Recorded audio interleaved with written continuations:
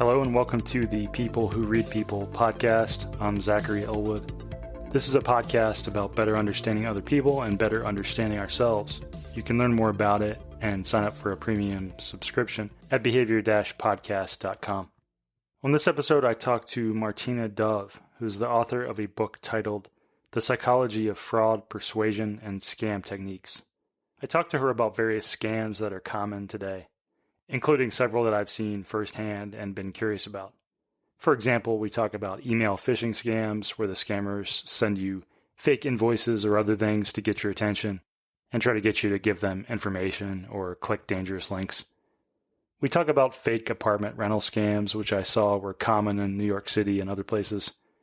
We talk about online romance scams. We talk about scams that involve people sending wrong number texts and starting conversations, and more. Because we're reviewing a lot of scams, this episode might be a good one to share with your older family members, because older people are especially vulnerable to getting scammed. Along the way, I get a chance to ask her some things I've always wondered about some of these scams. For example, is it true that some email scams are purposefully bad and fake-looking in order to pre-select for the most gullible people? And I ask her if there is a downside to replying to scammers, like I sometimes do just to mess with them and have fun with them. Martina's book was an interesting read with a lot of details about how specific scams work and the psychology behind what can make them work. She also developed a model of fraud susceptibility, which attempts to point out the personality traits and situations that can make people more susceptible to scams and frauds. A little more about Martina Dove. She's a researcher with a passion for fraud prevention. Her research concentrates on individual characteristics that make people susceptible to fraud, scam and persuasion techniques used by fraudsters, and human factors that make us vulnerable to fraud. Martina is especially passionate about destigmatizing fraud victimization and fighting fraud by teaching people how to spot scammers' cunning techniques. She currently lives in Seattle and works in the cybersecurity observability space. You can learn more about her at her website, martinadove.com. If you enjoy this talk, you'll enjoy some other episodes in my back catalog. For example, I have a talk with Tim Levine, who researches deception, and we talked about his truth default theory, which is about our tendency to assume other people are telling us the truth, which can be seen as a root cause in scams. Okay, here's the talk with Martina Dove. Hi, Martina. Welcome to the show. Thank you. So maybe we can start with what led you to researching this area. So I kind of fell into researching psychology of fraud purely by accident. A happy accident for me because it ended up being a really interesting topic.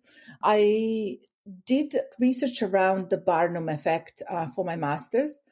Really, the Barnum effect is a cognitive bias that is it just basically what it means is that people accept very vague feedback, thinking that it's very accurate of themselves. For example, if you go to a clairvoyant, the clairvoyant may say, sometimes you're very outgoing, but at other time you're very shy. And you think, well, yeah, that sounds like me. But really, that basically sounds like almost anyone in a population. Mm-hmm. So you accept this vague, very applicable feedback as kind of like a very personalized feedback. So I wanted to do something with the Barnum effect for my PhD, and I was struggling to find a good way to apply what's interesting, right, about the Barnum effect to how would that work in a real world. I struggled for about a year kind of narrowing down this, focus of my PhD. And then I read this really cool article about psychology in phishing emails. And when I read it, I was this is really, really cool. And I think I should do this. And that's really where the idea was born and how I ended up kind of focusing my PhD and my research into looking at individual characteristics that make people vulnerable to scams, as well as scam techniques and how scammers operate and how do they persuade. And for the Barnum effect, and I've seen a lot of videos of this of psychics doing precisely what you said, of saying something really vague and hoping that the person they're talking to will associate with that. And I'm curious, what do you think the Barnum effect says about people? What is the implication for what it says about human psychology that we fall for that? Yeah, I mean, like really humans, there are a lot of cognitive biases. Barnum effect is just one of those. Like, for example, there's another one called the IKEA effect. We value what we create ourselves more, even though it's not as valuable as something else, but because we invested time. So, what it tells us about us as humans is that we are not computers. We don't think completely rationally, right? We attach some emotion to it. We attach our own biases to anything that we process. We attach our previous experiences to everything that we process. And it makes sense, right? Like if something is so vague that it applies to many people, it's also true of ourselves. So kind of that's how the Barnum effect works. Sometimes we see meaning, a unique meaning in things that don't have any meaning and so on. So I really liked reading your book for all the descriptions of different kinds of scams. I mean, some of them I hadn't heard of before, and it was interesting to read the details of how some of those played out. What were some of the more interesting and surprising scam attempts that you learned about in your research? Were there some that stood out to you as like, oh, that was interesting and a creative scam, basically? Yeah, like I would say, like scams have been around for centuries. Like there have been books documenting. In fact, if you read a book by P.T. Barnum, who was a magician in the I think 17th or 18th century, he wrote about the scams that are still in operation today. So the scams haven't really changed that much. What's changed is the narratives and how they're addressed and what are the technological things that scammers are using to get those scams delivered to more people or make them more believable. Certainly one of the more darker scams that I've heard about. I mean, obviously, pig butchering scams are very serious, and I've heard of cases that are like very devastating. And it always really surprises me when a scammer goes to a great lengths to create a credible appearance, if that makes sense. Like I remember I was interviewing a fraud victim very early on in my research, and the scammer has created a fake limited company on a government, like, registered it with a government. So there was really it's like impossible to tell that this was a scam company. There was nothing because as a new company, you haven't filed any taxes yet. So kind of like to a victim that wanted to do the due diligence, seems credible. But it's kind of like unbelievable what are some of the lengths that scammers do go through. And then another scam that comes to mind, which was really interesting, another person that I was interviewing told me about a scam that happened to them, although they didn't fall for it. They were traveling in Brazil and they wanted to buy like an Amazon tour. And they they got kind of enticed into a shop by a person that was standing on a street. And this person was very well dressed and presented and spoke really good English and got them into the shop. And while they were in the shop looking at the brochures and like what the tours entail and so on, and what do you have included, another tourist came in. Like a Dutch tourist came in, and the Dutch tourist was saying, "Thank you so much. The tour was amazing." And it was just like amazing. But luckily for the potential victim, what he said to me, like he doesn't like making decisions on a spot. So he always has a rule. He'll say, "Hey, I'm just going to go and get some money." And that gives them the time to remove themselves from a situation and Google. And when they were Googling the company, other people that were scammed was saying, "Yeah, and he has a Dutch tourist coming in and saying," so it's just unbelievable what lengths some scammers will go through. And if you think about it, that's literally a social proof. It's a persuasion technique, right? Somebody coming in and saying this was amazing, right? Reread reviews online, and that's pretty much how we get persuaded. We kind of, there are many techniques, but social proof is very potent. And that's what scammers use a lot. But I've never seen it used in a face-to-face setting, if that makes sense. So it's pretty interesting. Yeah. Yeah, like you say, it's like, I think most of us don't expect people to put in that much work when it comes to the scam. So it's like, if there's a few pieces of information that back it up, sort of like you said, the scammer that had gone so far as to register their company on a government website, it's like you wouldn't expect them to do that, or you might think like, oh, it must have taken something to get on that government website. Whereas you pointed out in the book, it was actually the government website didn't actually check anything. They just said, okay, we'll put it up. There was no actual check there. Yeah. So I think, the more hoops that they jump through to try to fool you, the more likely they are to fool you. Yeah. And also one of the things that came strongly out of my research is that people generally find it unbelievable that somebody would impersonate the government or try and kind of hide in a plain sight around the government. Because I did speak to few victims that were defrauded in a way around things that are government run, right? Such as the website for registration of companies. And there was another victim that applied for a new passport, but basically ended up paying money to a scammer. So it's one of those things that people find it unbelievable that a scammer would risk so much by attaching themselves to governmental business. Right. But I guess if you're looking at it from the point of view of the scammer, the best place to hide is in a plain sight, right? No one's going to look there.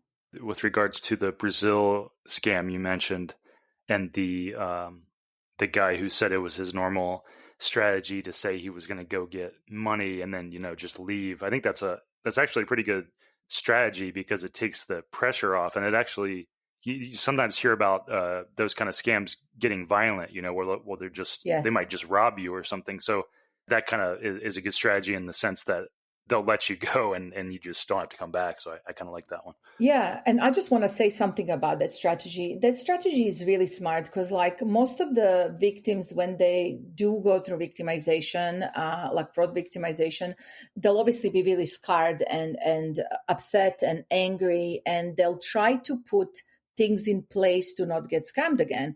But usually these strategies are all around something like, okay, I don't deal with people on the phone anymore, or I won't buy things online anymore, right? Like they try to, like if you burn yourself, you're not going to go close to the fire anymore, right? Like it's kind of that, but you're not really thinking about what inside me makes me vulnerable, right? And what I noted that was really interesting about that person is that they knew that they were unable to say no. They found it very rude to say no to somebody when they didn't want something. Like they couldn't say to person, let me just check some reviews. I'll think about it. It's just rude to do that once somebody has invested time talking to you. So they almost invented this lie to be able to remove themselves and almost save themselves from humiliation or bad feelings, stress, so that was really interesting. It is hard to say no to people. I mean, one of the interviews that stand out to me for the podcast was I interviewed a couple door-to-door salesmen for a very early episode, and we talked about just how hard it can be to say no to someone directly. And I've had that experience many times, when somebody comes to your door and it's like, it is actually hard just to say no. And I'll usually sort of like the person in the Brazil situation, I'll find a way to weasel out of it and not say no directly, But I think that plays into it especially for the more in-person scams, especially that it can be hard to say no, and that's a big factor in getting scammed. And you have to think about the fact that some people are more compliant than others, or more agreeable than others, and so our personalities have a lot to do with it. Yeah, and you talk about that a good amount in your book, the various psychological personality traits that kind of lend themselves to being more likely to be taken advantage of. I think you had something about having high trust or in authority, or having a lot of trust in other people. Am I remembering that right? Yeah, I mean, there's a few that are quite influential, and kind of like trusting authority definitely can be exploited because scammers often pretend to be authority figures. So for people who actually have a lot of respect for authority without questioning, and think about it, I think especially older generations, have been brought up to really respect authority figures. And that's why scammers always, like Roman scammers are always people in the army. It's somebody that you would have a lot of respect for, somebody who demands authority of some sort, or the police officers or the lawyers. There is somebody in authority or professions that inspire trust, right? Or like, for example, when I didn't get a text, but I know that, in our company, CEO was like saying, I wasn't texting anyone. Do not believe the text supposedly coming from me. Martina was referring here to a large software company that we both worked at. Why is that person receiving a text from a CEO? Because that person is in a power over them. So this is why you see a lot of fraud around IRS type things and Medicare, things that are like established as governmental bodies that are generally trusted. You'll now be hearing an ad. I don't endorse these ads, and I encourage you to remain skeptical of all ads. October 1988. The biggest drugs bust in Hong Kong history is about to go off. Operation Clinker.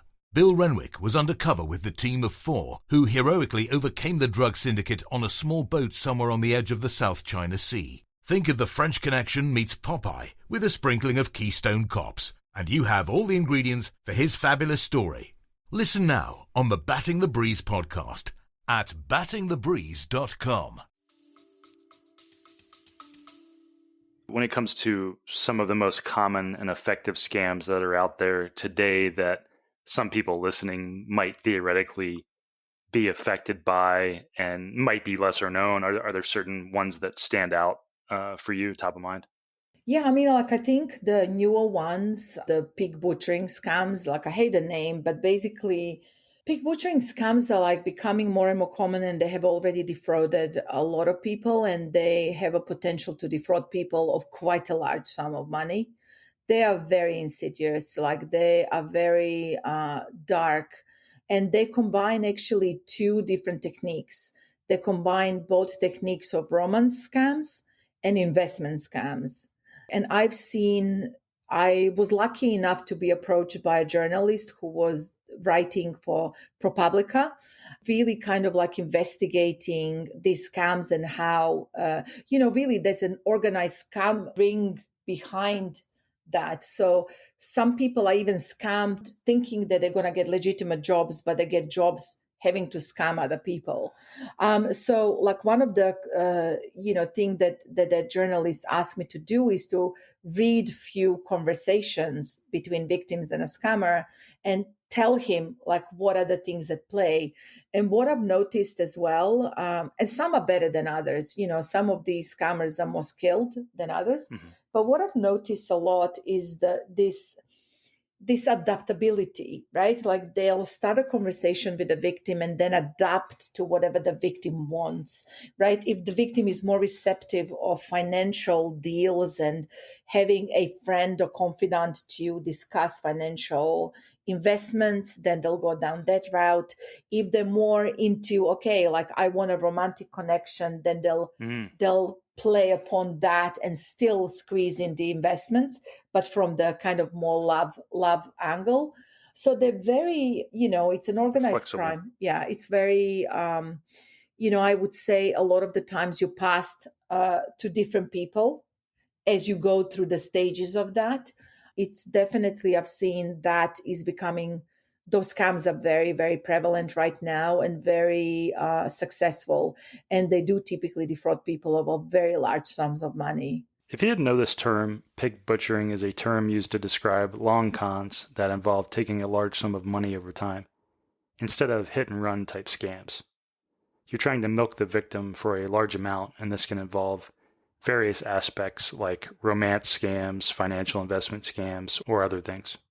Now we'll return to the talk with Martina talking about how pig butchering scams often start. It usually starts by somebody texting you or emailing you out of the blue. Is usually text. They'll pretend to be a wrong number. So I've had a lot of, after T-Mobile breach, I got a lot on WhatsApp, and like it'll be something like, "Hey, Jenny, like I think I forgot your number, but I think this is it." And then a victim would say, "It's not Jenny. You got a wrong number," and said, "Hey, thank you for letting me know. I hope you're having a nice day." And then a victim would reply, "Yes, I am having a nice day. I hope you're having." And you get into this innocent conversation at first, Mm-hmm. and which seems like a wrong number because people are already sensitive to getting offers, right? So scammers have now adapted this a little bit. So their way in is actually to pretend it's just an Indirect innocent, route. Yeah. exactly. Or they may contact you on Facebook and say, "Hey, we went to school together," or something like that. I've heard of those cases. Mm-hmm. But it's basically just an innocent conversation at first, which then becomes more frequent and more intense.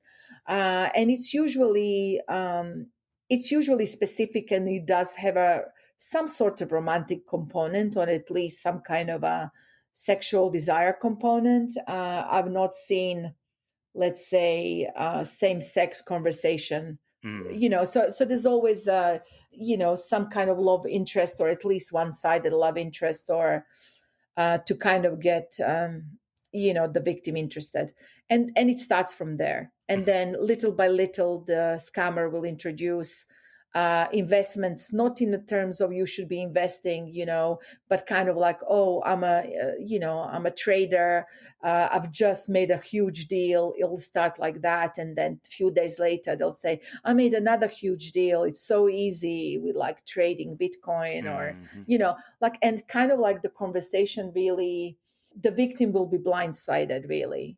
So by the time the victim is persuaded to invest, they've already kind of like see this person as a friend, somebody in their life. Like the conversations are very frequent. So yeah, like those are the kind of like things that are going around right now, but also still very prevalent. Romance scams are still very prevalent. Phishing emails, I don't think we'll ever be rid of phishing emails. They still work. Yeah. Before we move on too far, I was going to say the thing you just described of sending the message, the indirect friendly message, wrong number through text. My wife actually got a couple of those about a year and a half ago or so. We didn't know what they were at the time. So the first one we got, it was like, "Hey, are you going to come to that yacht party on Sunday?" And, they use this stuff associated with, wealthy people lifestyle, I think is part of the appeal there. So my wife started having a conversation with this person. We didn't know what it was. And so we were just laughing, and she was, engaging with this person about like, "Hey, where's the yacht party? Maybe we can show up," and then another one after we realized what it was and we Googled it, and we're like, "Oh, people sent out these really strange, kind of exciting texts to get people's attention, wrong number texts." She got another one that was like, "Are you going to pick up this antique armoire that you said you were going to buy?" It was like another wealthy kind of feeling to the text, Yeah. and then, we responded to that a little bit too, but that was interesting seeing that played out. And she also she must have got her number must have got exposed, because she also got the well-known one where it purported to be from her CEO. She was working at Impossible Impossible Foods at the time, and they even had the CEO's name, and we're like, "Hey, can you do this for me? I need help," So she's had quite a few of those. But speaking of the ones that I've seen myself, I get a lot of the phishing attempts. Like I see a lot of the "you've been charged and here's your invoice" ones, and hoping you'll click on the links. And I get so many of those kind. And I just have a policy now of just, I'm not going to click anything in my email. Like if I think it's real, I'm just going to navigate to the website on my own, and just cut out completely the idea of clicking any links in in the web browser, in the email browser. Do you think that makes sense as a one strategy? Yeah, I think it does make sense because you really can't tell. And, like I get almost angry at the advice when I still see very outdated advice saying hover over the link and see where it leads. Like, well, that can be spoofed. Right. They can spoof and that. has been spoofed. And I just think like you never really know. And it's just not worth it, But if you have very good examples, please forward them to me, because I am sure my email, I've been blacklisted by most scammers. because I just like take examples and analyze it and then publish it online for people to see how they persuade. They're like, take her out of the mix. Yeah. Yeah, I take her out of the mix. Maybe Somewhere that's on one the way dark to web, there's like my picture with a warning: yeah. do not send maybe, to her. Maybe that's a way to get off the spam list is publish a book on scams. You know, you can get your name off the list or something. That's one Yeah, route. I think it's been very effective for me. I do have like very old Hotmail email that still gets a lot of spam. I have Hotmail also. I have a real old one myself. Yeah. Yeah. That's where I go for good phishing emails now. Yeah, I get so many in there. Yeah, I've got a lot of a wide selection. I should start focusing on them more. But yeah, I just get so many. They're like almost half my emails lately. Yeah, and some of those ones, the invoice ones, are pretty good. Like I've almost been fooled by a couple of them. They really, like you said, they range in quality so much, and some of them clearly like they put a lot of work into. But that led me to a question that I've often heard this idea stated, and I'm not sure if it's accurate or not, or if there's some truth behind it. But some people say that the really bad scam, phishing emails, some of them look purposely bad to try to winnow out, to only focus on the people that are likely to actually follow through and be scammed. So they kind of like self-select for the most gullible people. And that's why they're kind of purposely bad and broken English sometimes and these kinds of things. But I'm curious, does that really hold up, do you know? Or is it more like they're just not doing a good job of creating the scam emails? No. Well, both really. There's definitely some scammers which are opportunists and don't really invest a lot in creating a good scam because it's relatively easy to just copy something and just send it.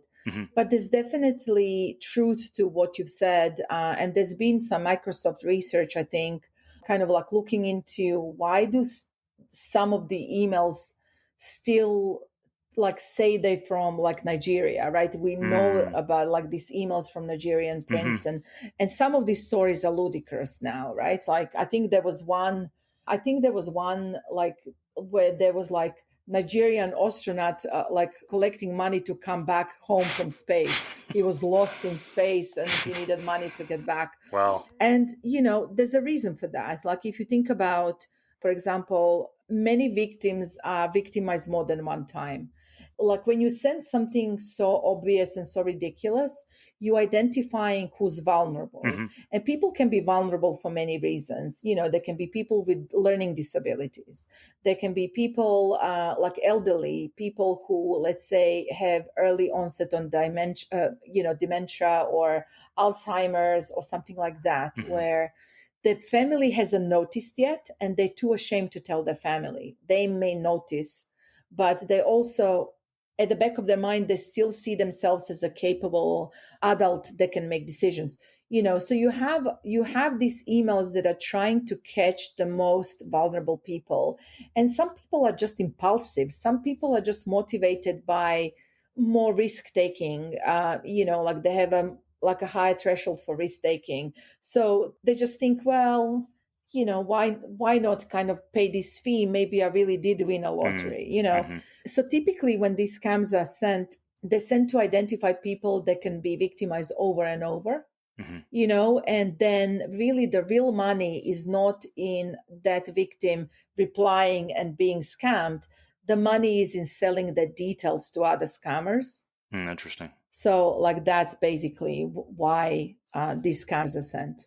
Right. And and part of it, I'm sure, is they don't want to waste their time on talking to someone for a long time who's going to figure it out. So that's kind of the impulse to like make it purposely bad, because if they made it too good, then they'd like waste a bunch of time talking to someone who at the end is not going to fall for it. So they've just wasted a bunch of their time. So it's an efficiency strategy of going straight for the most vulnerable, as you say. I mean, definitely there are good scams out there that are going after people that it's just like, it really depends what your strategy is. There are many scams that, for example, just cast a wide net. And they're not so much like they buy a bunch of personal emails or details and they just send lots of people. And they keep the amount low because they know people are less likely to report when they've been scammed over $50 as opposed to 500,000, right? Mm-hmm. So they keep the amount low, they go undetected for a long time, and they scam people of smaller amounts, right? And then also with the smaller amounts, people are thinking, well, I can risk $10, right? Mm-hmm. With 50, you're going to think a little bit more. With 500, you're going to think a little bit more clearly, right? Mm-hmm. So kind of like it really depends on the strategy, but I've seen different types of strategies by scammers, and there's definitely scammers that probably just trade in details, right? So it's not even if you reply to them to a very obvious scam, it's not even that they're interested in scamming you so much as they're interested in selling your details to other scammers, then take over and Mm-hmm. target you with offers. I sometimes reply to email scammers just to like vent and curse at them and stuff like this. But is that a bad thing because then they'll know that email is active? Well, I don't know. You have to have your fun. That's how I see it. Yeah. I kind of wondered if they would like might get angry and do something even worse to me, like do something with my email. Yeah. Like, is there something that spammers might do? I mean, possibly to make it harder? Possibly. Like I have tried engaging with several scammers just to see how the conversation goes from my end. And I remember one dropped me. Like usually they drop you when you're not complying with what they have a script too, right? When you're not complying with their script, when you're going off script and you're not performing as they expect, they realize you're going to be difficult. They'll drop you. And they'll just drop you. A good scammer will drop you. Mm-hmm. And one time I was talking to, like, I think he was definitely a pig butchering type of scam. And it just got like, we were talking for about 2 weeks and it just got too, like, it's just so frequent. Like you have to invent a story and you have to go back and forth and kind of like, and the scammer started berating me that I don't talk to him and he tried getting angry. I was like, I have a job, like I don't have that much time to constantly converse. And it kind of petered out a little bit. I think they realized they're not getting stuff out of me. But I think I totally understand why people want to have their fun. I remember in the early days, like in the early 2000s, when people would call a landline and just pretend your laptop, like your PC is infected or something like that. It was like a Microsoft calling. I used to have fun with those people. And so I used to kind of like get those calls and I would immediately start like crying and going, oh my God, not my laptop, not my bio. Oh, like, and they would try and calm me down and they couldn't calm me down. And eventually they would just put a phone down on me. I used to enjoy that a lot. So I would say like, you should definitely be careful because I think with some of the scams, they are organized crime and there are very smart and powerful individuals behind it. The best thing is to just block and ignore and forget about it. But, you're kind of playing with fire a little bit. Yeah. Yeah. Taking some chances to have fun. Yeah. I never know what they are capable of yeah. and who it is behind. It may be just like some lone person somewhere trying to scam few people, or it could just be an organized crime ring that has more information about you than you really want them to. Yeah. And then it's best to just not engage. Or I always thought one of the worst case scenarios I envisioned was just them like adding my email to some sort of bunch of like signing me up to a bunch of things through some sort of process. And I started getting all these, that was one of the things I envisioned. But yeah. So one of the scams I've seen that I'm surprised I haven't seen more people talk about, my wife and I were looking at apartment listings in New York City, and there were more fake ones than real ones. And it was actually hard to even figure out, what the real ones were. And they had set up entire sites that looked like legitimate sites. Like I found this one site, which I kind of want, maybe I should send to you and see what you think, but it looked like they had made, used Chat GPT to like fill out a website. And like they had like AI created looking photos of the realtors that worked there. And like I Googled the name and couldn't find, it looked really shady. It looked like a fake company. But this is just to say there were many of these kinds of things where, they're just trying to get desperate people to put down a down payment. Cause there was a lot of stuff like, if you send us a thing now for this great apartment, you can reserve it now for just sending us a few $100s, this kind of thing. And it seemed like, New York City, where people are desperately trying to move and desperately trying to find nice, cheap places, it seemed like a great breeding ground for scams. And it just made me think like this is probably happening like in every place of the world, because all it takes is I bet I just would think they'd be making a lot of money, and I'm surprised I haven't seen more about that. Mm. Do you know much about that? Yeah, like I'm not surprised. Those scams have been around for a long time. But one thing that is quite serious is the fact that you can so easily generate AI generated image. And why that's kind of like problematic is that before they would have to steal an image. And of Mm-hmm. course, that's worse because somebody's image is being stolen. But you could more easily reverse image search and find whether that image is appearing anywhere else or whether it's a unique image, right? So a lot of the times you can reverse image search and you'll find, like even for businesses saying before and after photos of like some miracle yoga, facial yoga. And then I found images on, I don't know, plastic surgery website. Like, so it wasn't a yoga, it was a facelift, right? But, like that was kind of like, we were able to do that before, whereas now it's not so easy, right? So it's Mm-hmm. going to be a little bit more difficult to find out whether the image has been stolen somewhere else. So I think that's kind of something that is definitely going to trip a lot of people that are used to conventional ways of verifying information. I don't know, like it's tough, especially if you mimic a genuine person, right? Like a genuine realtor. So maybe if you Google the name, you'll still have some results somewhere for certifications or something like that. Many years ago, I was looking for an apartment too, and had a similar experience. I think the rent was like really good value for like central London. Mm-hmm. So I kind of knew it was a scam. Those are long standing. I just think AI has made it easier to make it a little bit more credible. Mm-hmm. And also just the ease of creating entire websites, which you can Yeah. almost do it like a Yeah. push of a button now and like fill in a bunch of text and all this stuff. And it gets back to Yeah. that, like presenting, the more it looks like they've have presence in different places, the more credible it seems, so it would actually hold up. Well, the more places they put their fake name of their company or something, the more it holds up under a little bit of scrutiny and the website looks kind of legit. And I was going to say too, I was always surprised that scammers would use easily reversed image searched images, because you can one trick of the trade there is to go on Instagram, because you can't reverse image search. As far as I know, you can just grab images from Instagram, and that's like, I think that's what the more skilled scammers would do. But yeah, like you said, now they have AI, so they don't even need that anymore. One time somebody contacted me. I don't know if it was on Facebook or whether, like it was a romance scammer wannabe. And they contacted me and I ran the picture through the reverse image search and it didn't come up with anything.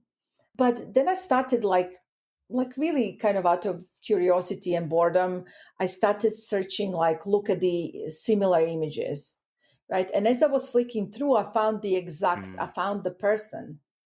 So it was a still from the video of this person. He's like actor and singer, has a Facebook and like a Twitter accounts and so on. I used to do some research into fake social media accounts. I had some outing of fake deceptive Facebook accounts that got featured in Washington Post and New York Times. And unrelated to that, though, there was this other account that I was remembering that was it was a fake, this blonde woman who purported to be a CEO who was a Trump supporter, and she had racked up, a bunch of followers on social media, and she would make all these posts about, like, as a woman, I really don't like Hillary Clinton and all these things. And I did research on her and found out the picture she was using was a picture of an Italian model named Chiara Ferragni, and so I outed this person, and then she shut her. Actually, found out who the guy was who ran it, and he shut down the accounts and made them private and stuff. But that was interesting. Just kind of like, like, why would you use a famous person for your fake, social media profile? Just was kind of like mind blowing, of like, you didn't think that somebody would easily catch you with that. Yeah, it's interesting. It's definitely, like I'm always impressed just how innovative scammers are. Oh, innovative? Yeah. Uh-huh. Yeah, and they come up with like such weird scenarios, and Yeah, some of them are very innovative and creative, and then some of them are pretty pretty lazy. Oh, and one of the other ones that I had a personal experience of, my grandparents had that one where someone called them, and this was like 20 years ago, but somebody called them claiming to be me and whispering, so you can't identify the voice easily, and saying, "Oh, this is this is Zach. I'm in jail, and I don't want mom and dad to know, and you need to send me some money to get me out of here." And that almost worked on them, and that's a pretty effective one. It targets older people and preys on their emotions and such. But I think that's still a pretty common one. Is it? Do you know? it is a common one, but right now, like what I've heard, hearing more and more cases like that where like generative AI, scammers are using generative AI to create actual voice and then calling people with the voice of the person, like let's say the child, or there have been cases where parents who called and the child was in distress on the other line, and they've been scammed. Wow. It's getting really dark. Like I think AI has definitely opened a lot of opportunities for scammers, and my fear is that it's such a powerful technology, and even if we bring regulations and guidelines on how to use it, only legitimate companies are going to actually follow them. And scammers are already using it, and I've heard of scams where, like, for example, scammers were impersonating a CEO of a company and actually defrauded another company of many of a lot of money. So they're very common already, where scammer doesn't even have to whisper and look suspicious, but just like basically recreates a voice. And then there'll be, you could imagine that with video scenarios too, where it's like a fake kidnapping video or something. Like we have someone and they just happen to be on a trip somewhere, so they can't be reached, but it's like, look, we have them here and you have to send money. Yeah, all sorts of, I'm sure they're going to think of all sorts of plots. Well, this has been great. Is there anything you want to mention about anything you're working on in this area now, or future projects you have planned? I'm writing a couple of blog posts and things. I've just contributed to the ebook as well on like emerging AI technologies and how that may affect just like the world. But my segment was on how it may, like what are some of the pros and cons. So I'm writing about that. I have just finished a book chapter for criminology book looking into the rise of personas within, fraudsters kind of like are creating these personas and quite elaborate personas. So if you look at like the recent cases of the Tinder swindler and, Inventing Anna, documentary, like how some of the really, really high profile scammers are creating these personas. And it's not even so much what they tell you with the words, but it's kind of like what are they telling you with how they present themselves, the context that they weave around themselves. So that's really interesting. Like that's one thing that I think we'll probably see more of as people get a little bit more clued on into lies that scammers are telling them.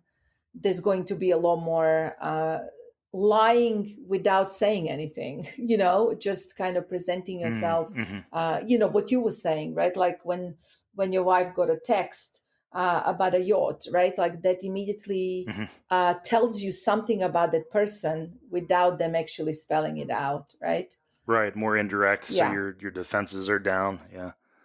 Well, this has been great, Martina. Thanks for your time and thanks for your work on this. No, thank you. And it was really fun chatting. That was Martina Dove, author of The Psychology of Fraud, Persuasion, and Scam Techniques. You can learn more about her at her website, martinadove.com. If you enjoyed this talk, you might enjoy some other episodes in the back catalog. I have a compilation of episodes focusing on reading and understanding people's behavior and security and investigation type work. Okay, this has been the People Who Read People podcast with me, Zachary Elwood. If you want to know more about this podcast, go to behavior-podcast.com. Thanks for listening. Music by Small Skies.